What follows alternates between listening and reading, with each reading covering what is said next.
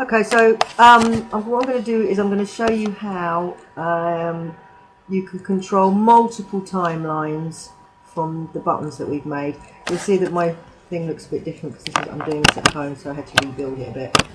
So just get the select tool. So just to remind us, we've got a button, which I'm lazy, so it's called button 2. I'm going to call it, actually I'll rename it. Let's call that go.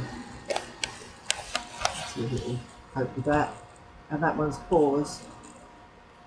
And let's then have a look at the code. It means I'm going to have to change my code a little bit. So go to actions, go to frame 1, and you'll see this is all the code we've got. So actually I just need to change where it says button 2 to go. So that's only the button. We've got go and a pause button. So that first thing that happens is we've stopped the whole movie, just because we don't want Pac-Man to go trundling off without pressing go, starting him off. And then we've also got, I've called it pause because it is a kind of pause button now, because we added the ability to stop it, which is down here. So that's with that. So there's the pause. We've added an event listener, which is a click event, mouse click. We've called a function and it's got that weird long name. Again, you can call that function anything you want. So I can go ahead in there and call it stop pack, because that's what it is. Then I need to change the name of this one. Oops, I should do that.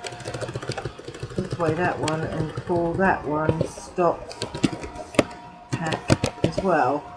And it really is a good idea in a way to change the function name so that they make sense, so that they're descriptive about what they do. So all we're doing in there is that this next frame will just stop it. That's what the little bit of code there is.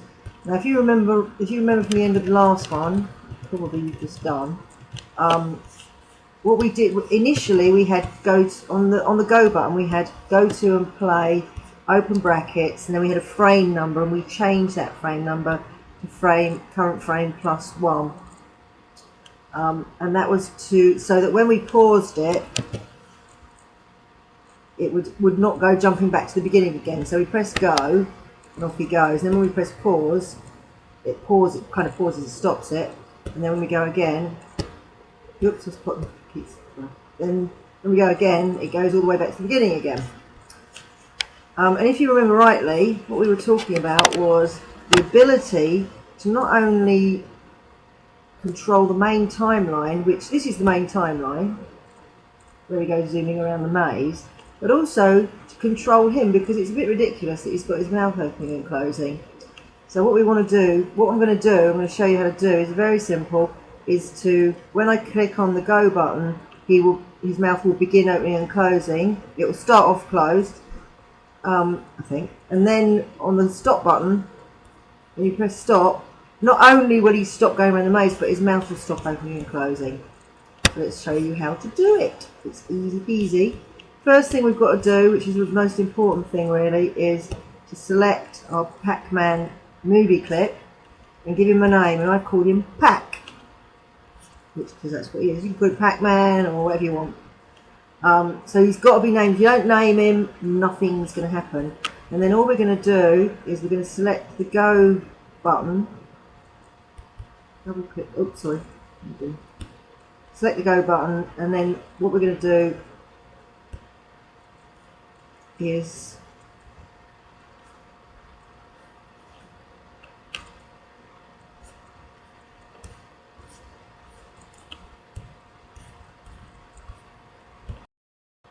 okay, sorry about that, got interrupted.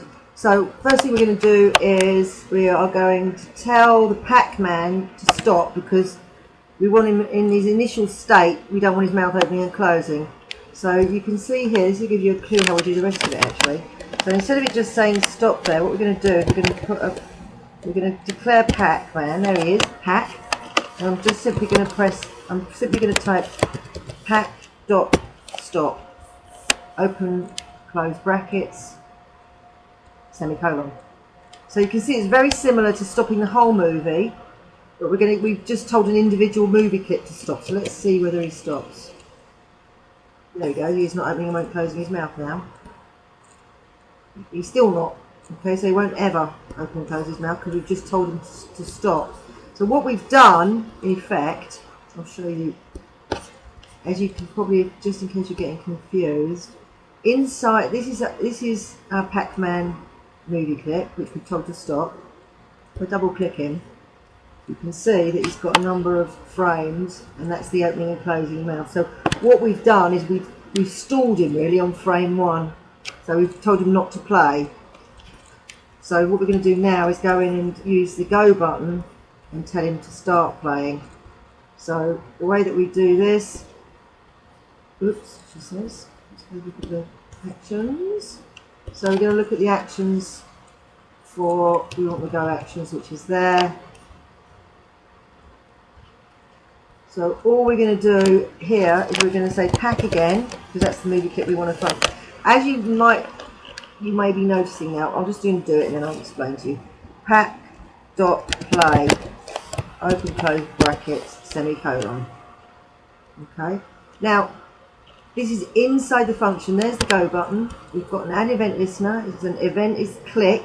So when you click it, it's now not just going to play the current frame plus 1. In other words, it's not going to move on play. It's also going to start our movie clip called pack to play. So let's just see if that works. Fingers crossed. There we go. So now he's opening and closing his mouth. And he will, and we've got the stop button, we'll stop him, but now we've got to tell the stop button, when we click the stop button on, we want him to stop again. So very simply, you should probably have guessed how to do this now. So all we do is we go down to where the pause button is, stop button, keep putting pause and stop, doesn't matter what we call it. And now we're going to say pack again, dot, guess what, oops, stop, open close brackets, semicolon. And hopefully, if I'm not wrong, that should stop him, and there he goes, stops wherever he is, or whichever point he is, stop him. There you go. So now you can see, so I'm using both these buttons, and they could be movie clips. Movie clips and buttons are the same thing really.